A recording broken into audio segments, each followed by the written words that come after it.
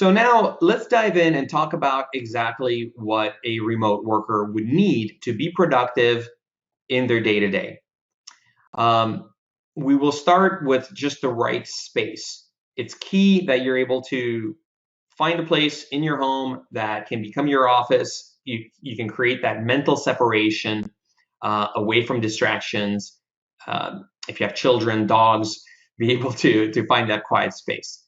Good Wi-Fi is critical. Good connectivity from your internet provider. And if you're doing a lot of video meetings, if you can go even beyond Wi-Fi and be wired in, that would eliminate packet loss and other networking issues. So highly recommend that. You want a nice computer. Ideally, dual monitors have been shown to improve productivity between 30 to 50%. A great ergonomic chair if you're sitting there for 8 hours a day. Great headset is important, especially if there's noise, and a good high quality webcam. Anything in the $40, $50 range is going to give you some really great results. And we'll talk about lighting in just a minute. One thing that I recommend is don't just start working as soon as you get out of bed. Try to establish a routine where you start your day off right, where you still have your time before you begin work. That means get up, have a cup of coffee, take your shower, get dressed, groom yourself as needed, eat breakfast. Try to maintain that psychological separation between home and work. Then it's really about maintaining that balance and that separation. So it's so easy to just go to the fridge, grab something, and continue on your laptop, continue on your work. I highly recommend establish your breaks, establish your lunch routines, step away to maintain that separation and reduce that stress. Keep regular hours, although a lot of us can often fail to do that. I highly recommend, have a specific start time, specific end time to your day, and honor those hours.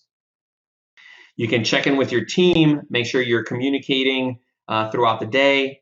And then at the end of your day, because you've eliminated things like a commute, make sure you get some fresh air, especially in this time where we are very cooped up. Get out there, get a jog in, a bike ride.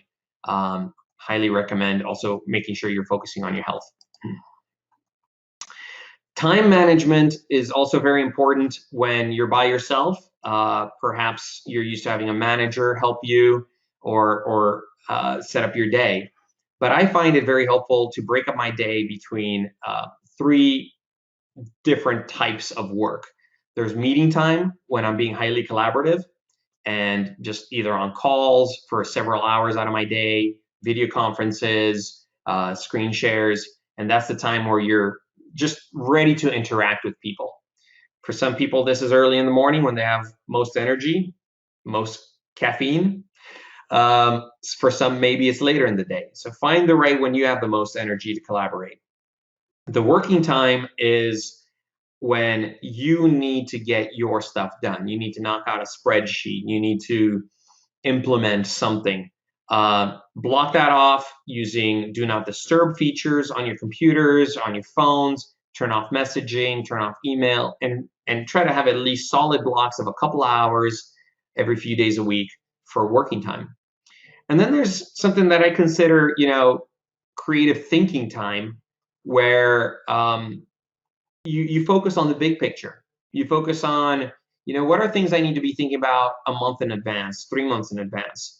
Make sure you have spots on your calendar established even for those as needed.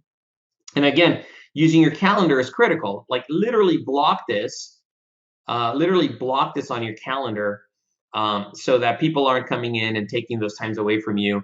This allows you to be proactive and control your time instead of other people controlling your time. And finally, use the tools.